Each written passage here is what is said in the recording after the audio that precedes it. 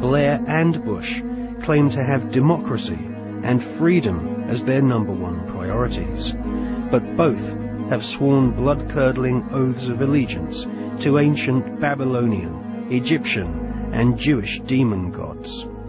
Both have sworn on pain of death not to reveal the secrets of their Masonic orders. Both have been initiated into the age-old Illuminati global network, which is obsessed with death and murder. I mean, are we being ruled by politicians who consult with Baphomets and demons? Yes, we are. The way the world is structured is like a compartmentalized pyramid, and it's pyramids within pyramids, like Russian dolls, one doll inside a bigger doll inside a bigger doll.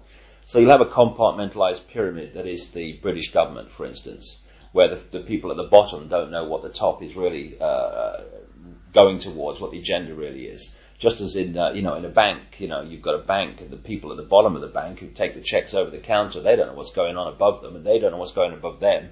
And eventually, in all these pyramids, you have a tiny little number of people at the top that are actually the only people that know how the whole game fits together. Everyone else is just playing their part in ignorance. And so what the Illuminati do is they make sure that only their people, or those that are not a problem to them, will reach those levels of power in which decisions have to be made to push this agenda forward. When people say sometimes, well, you see these people everywhere, you see these one and these one other. No, hold on a second.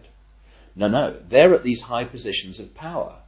Therefore, because of this process of filtering them out, if you're not one of us, mate, you ain't going to get sponsored by the right people to get these positions of power. And if you slip through the net, there's going to be a scandal, or there's going to be something we're going to bring up that is going to bring you down, because you're not one of our guys. And so therefore, the ratio of people who are into these dark satanic rituals, etc., to positions of real power in the world are very, very high compared with the general population, where it's nothing like as high, of course.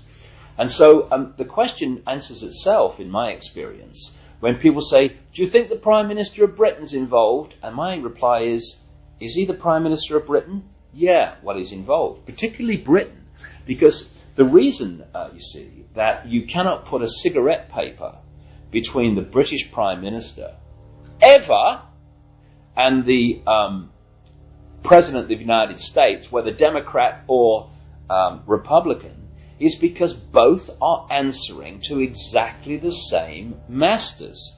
And Blair and Bush, who are gophers, I mean, the real power you don't see. They're just, if they're on public display, they're still at gopher level.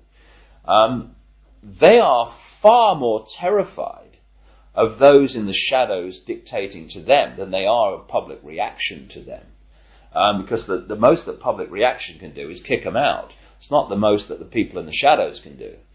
I was talking years indeed before Blair came to power, that Blair was a chosen one, and that he would be brought through, and one of his tasks would be to take Britain into the euro, among many other things. And this is why Bush and Blair speak from the same song sheet, because the same people are handing out the song sheets. So yes, absolutely is involved. And so are the British royal family in horrendous rituals that go on at places like Balmoral.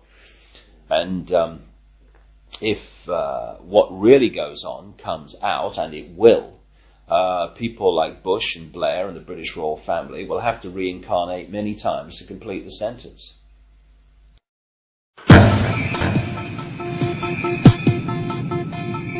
Let's do it.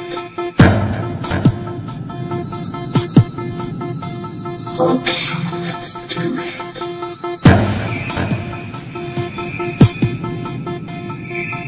Let's do it.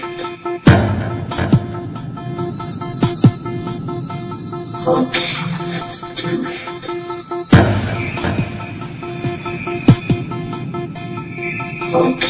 Let's do it.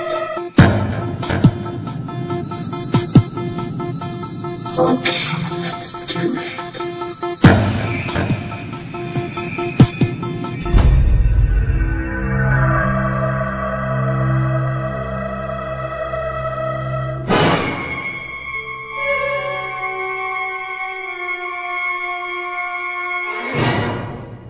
I was an FBI agent for 27.5 years. At the time of my retirement, I was the senior special agent in charge of the FBI Los Angeles Division. I have been qualified in the courts as an expert on cults and satanic ritual abuse. I have information from various sources that judges, law enforcement, prosecutors, attorneys, doctors, and many prominent individuals, including actors, actresses, professional football and baseball players, are involved in these type activities.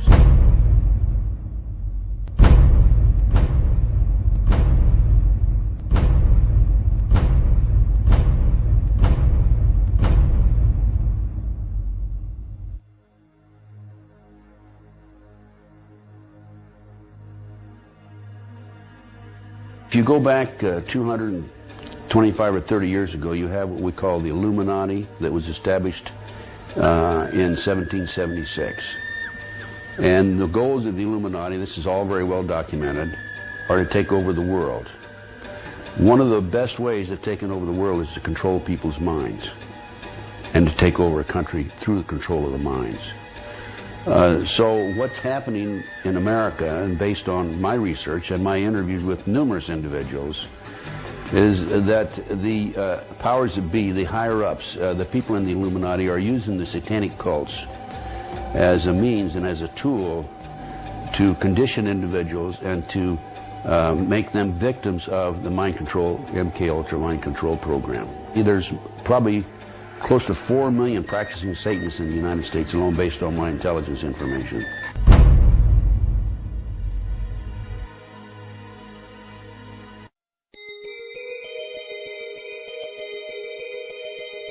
If the many authors on the subject of the occult are correct, and Tony Blair has been initiated into the 33rd degree, then his pseudo-Christian morals will be compromised by the fact that devil worshippers and high-ranking Freemasons have walked through the corridors of power hand in hand for centuries. The Royal Archmasons describe their highest-ranking brothers as Grand Solicitor Generals of the Supreme Grand Chapter. There is a secret word, the name of the true Masonic God, which none are allowed to say in public.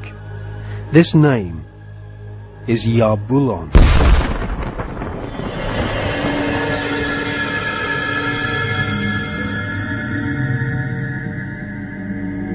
The Masonic God is not the same God of the Bible, which the Masons call Adonai. Yarbulon has been described by Christian minister Canon Brian Brindley as an unholy compound of the Hebrew name of God, Jehovah, with the heathen names for Baal and Osiris. The highest ranks of Freemasonry utter Yarbulon as the one sacred and mysterious name of God. Yarbulon is a tripantheon Masonic god, in part deified as the historical Baal, which the Oxford English Dictionary confirms as being a Hebrew word. Baal is the chief male deity of the Phoenician and Canaanite nations. To the tribes of the Old Testament, Baal was the devil himself.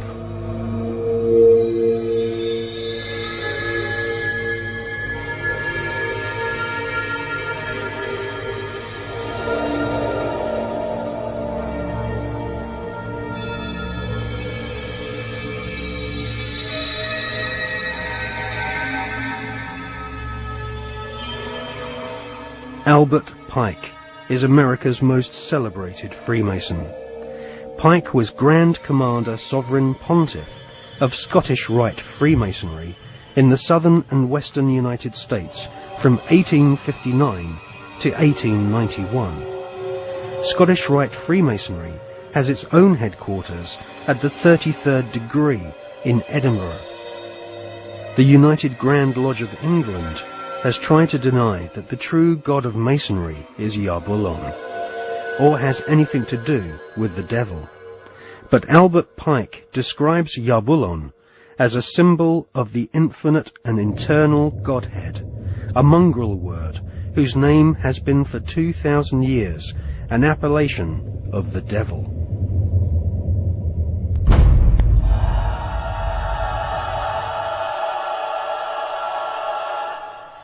On the 14th of July 1889, Albert Pike issued these instructions to 23 Scottish Rite Supreme Councils throughout the world. We worship a God, but it is the God that one adores without superstition. To you, Sovereign Grand Inspectors General, we say this, that you may repeat it to the brethren of the 30th